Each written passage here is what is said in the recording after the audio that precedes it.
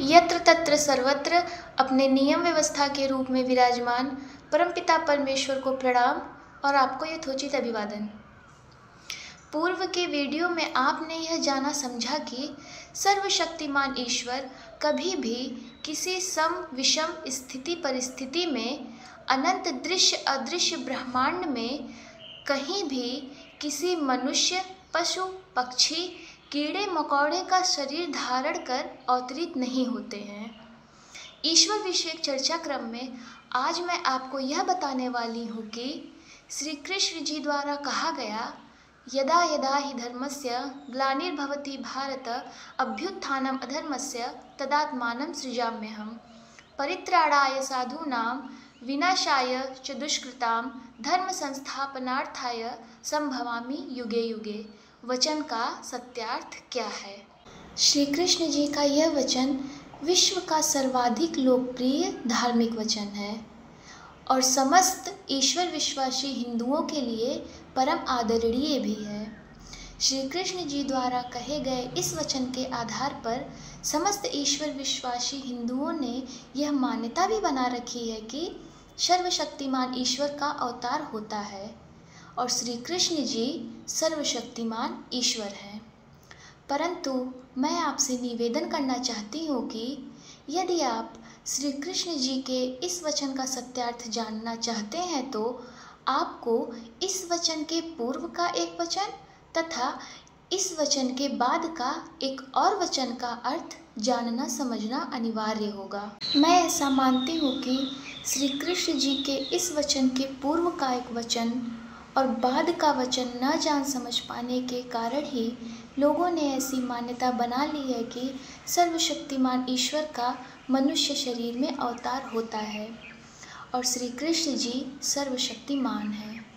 श्री कृष्ण जी द्वारा कहा गया यदा यदा हि धर्मस्य से लेकर संभवामि युगे युगे वचन का संपूर्ण सत्यार्थ तब स्पष्ट हो जाता है जब हम श्री कृष्ण जी के द्वारा कहे गए 6वें और 9वें वचन को भी यदा यदा हि धर्मस्य वचन के साथ साथ जानते समझते हैं, जिसमें उन्होंने यह कहा है अजो अपि सन्नव्ययात्मा भूतानां ईश्वरोऽपि सन् प्रकृतिं स्वामधिष्ठाय संभवाम्य आत्ममायया।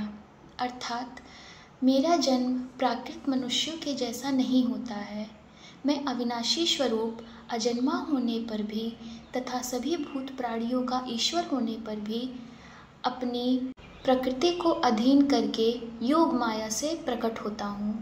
और श्री कृष्ण जी ने 9वें वचन में कुछ ऐसा कहा है जन्म कर्म च मे दिव्यमेवं यो वेत्ति तत्वतः त्यक्त्वा देहं पुनर्जन्म नैति मामेति सोऽर्जुन। अर्थात हे अर्जुन, मेरा वह जन्म और कर्म दिव्य अर्थात अलौकिक है। इस प्रकार जो पुरुष मुझे तत्व से जानता है वह शरीर को त्याग कर फिर जन्म को नहीं प्राप्त होता किंतु मुझे ही प्राप्त होता है।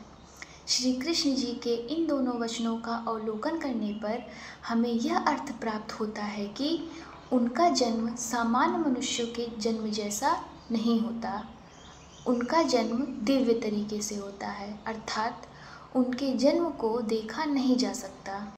जो श्री कृष्ण जी इन दोनों वचनों को कह रहे हैं वही श्री कृष्ण जी 7वें और 8वें वचन के रूप में यदा यदा हि धर्मस्य से लेकर संभवामि युगे युगे का भी वचन कह रहे हैं। श्री कृष्ण जी अपने एक वचन से अर्जुन को एक बार तो यह समझा रहे हैं कि वे सामान्य मनुष्यों के जैसे जन्म नहीं लेते और न ही उनका कर्म सामान्य मनुष्यों के जैसा होता है। उनका जन्म और कर्म दिव्य है अर्थात अलौकिक, अर्थात न देखा जा सकने वाला। और वही श्री कृष्ण जी अर्जुन को यह भी बताते हैं कि वह मनुष्य शरीर रूप में अवतार भी लेते हैं। श्री कृष्ण जी द्वारा कहा गया 6वां, 7वां, 8वां, 9वां वचन अर्जुन को भ्रमित करेगा या भ्रम से मुक्त करेगा, यह मेरा प्रश्न है। श्री कृष्ण जी द्वारा कहे गए वचनों से प्रत्यक्ष अर्थ यही निकलता है लेकिन जब हम श्री कृष्ण जी द्वारा बोले गए वचनों के सत्यार्थ की बात करेंगे तो मुझे यह कहना पड़ेगा कि श्री कृष्ण जी के यदा यदा ही धर्मस्य से लेकर संभवामि युगे युगे तक के वचन का सत्यार्थ यह है कि सर्वशक्तिमान ईश्वर अजन्मा है। वे सदैव जीवात्मा के साथ रहते हैं। जो जीवात्मा सर्वशक्तिमान ईश्वर के सत्य स्वरूप का तत्वतः अनुभव कर लेता है, उस जीवात्मा का पुनर्जन्म नहीं होता, क्योंकि उस जीवात्मा को सर्वशक्तिमान ईश्वर का सानिध्य प्राप्त हो जाता है। मनुष्य शरीरधारी जीवात्मा किसी भी युग में रह रहा हो, यदि उसे जन्म मरण के दुखदायक चक्र से मुक्त होकर सर्वशक्तिमान ईश्वर का सानिध्य प्राप्त करना है तो उसका एकमात्र उपाय यह है कि मनुष्य शरीरधारी जीवात्मा स्वयं को अधर्माचरण से मुक्त करके स्वयं को धर्माचरण से संयुक्त करे। सर्वशक्तिमान ईश्वर हर युग में उस जीवात्मा का सहयोग करने के लिए सदैव प्रकट रहते हैं।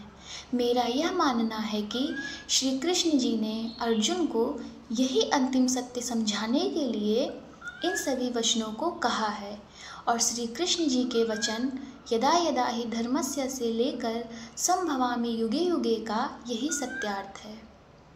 स्वस्थ सुंदर और सार्थक जीवन चर्चा परिचर्चा क्रम में आज बस इतना ही, शेष आगामी वीडियो में। ओम शांति शांति शांति।